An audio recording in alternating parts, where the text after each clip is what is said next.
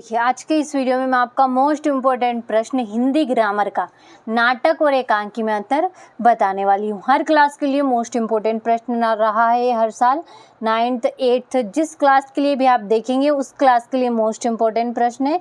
Exam में आपका ज़्यादातर पूछा जाता है। तो देखिए बिना किसी टाइम वेस्ट किए देखते हैं और अच्छे से कंप्लीट करते हैं बिना किसी डाउट के।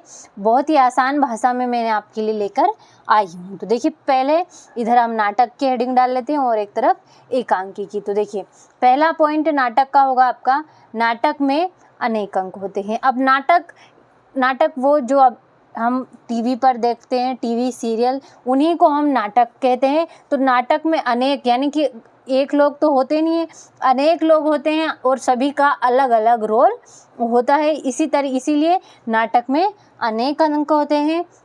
और जो आपकी एकांकी है यानी कि एक ही एकांकी में एक अंक होता है। इसके नाम से ही पता चलता है कि इसमें एक अंक होता है। दूसरा पॉइंट है आपका, नाटक दृश्य काव्य का विस्तृत रूप है। यानी कि दृश्य काव्य यानी कि हम देखते हैं उस काव्य का एक विस्तृत यानी कि बड़ा रूप है और एकांकी दृश्य काव्य का छोटा रूप है यानी कि वह बहुत ही छोटा रूप है।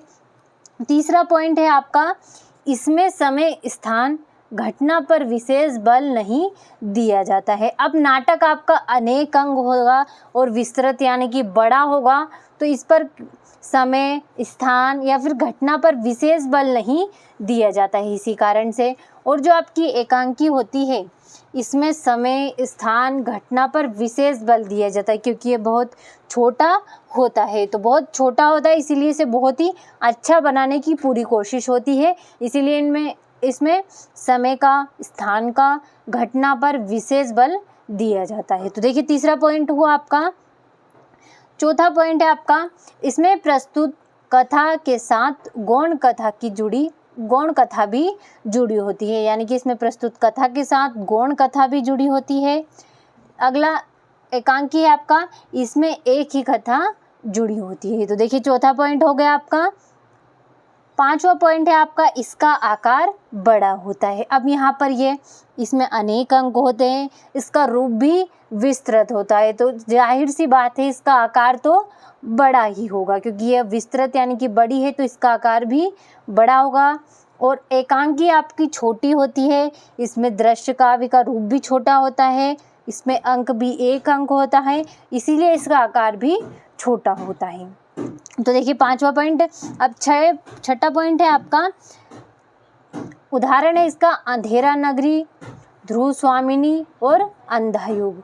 और एकांकी का उदाहरण हो जाएगा आपका दीपदान, एक घूंट। तो देखिए इस तरीके से 6 पॉइंट हम आपके लिए लेकर आए हैं, बहुत ही आसान भाषा में आपके लिए लेकर आए। तो देखिए एक बार और मैं आपको अच्छे से पढ़कर बता देती हूँ ताकि आपका कंप्लीट हो जाए। नाटक और एकांकी, नाटक में अनेक अंक होते हैं, एकांकी में एक अंक होता है। नाटक दृश्य काव्य का विस्तृत रूप है, एकांकी दृश्य काव्य का छोटा रूप है। और इसमें समय स्थान घटना पर विशेष बल नहीं दिया जाता है और इसमें समय स्थान घटना पर विशेष बल दिया जाता है। आगे आपका, इसमें प्रस्तुत कथा के साथ गौण कथा भी जुड़ी होती है और इसमें एक ही कथा जुड़ी होती है। पांचवा पॉइंट है आपका, इसका आकार बड़ा होता है और इसका आकार छोटा होता है। छठा पॉइंट है, उदाहरण इसका हो जाएगा आपका अंधेर नगरी, ध्रुव स्वामिनी और अंधा युग। इसका उदाहरण हो जाएगा आपका दीपदान और एक घूंट। तो देखिए इस तरीके से बहुत ही आसान भाषा में आपके लिए हम लेकर आए हैं। आशा है कि आपको अच्छे से समझ में आया होगा प्रश्न।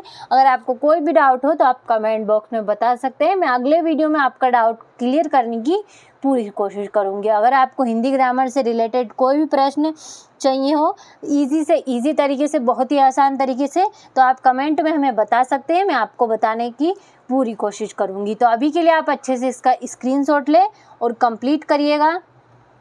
देखिए पूरे 6 पॉइंट दे रखे हैं आपका। अगर 5 नंबर में भी आए तो आप इसको अच्छे से आसानी से लिख सकते हैं। तो देखिए अच्छे से स्क्रीनशॉट के माध्यम से पूरे प्रश्न को कंप्लीट करिएगा।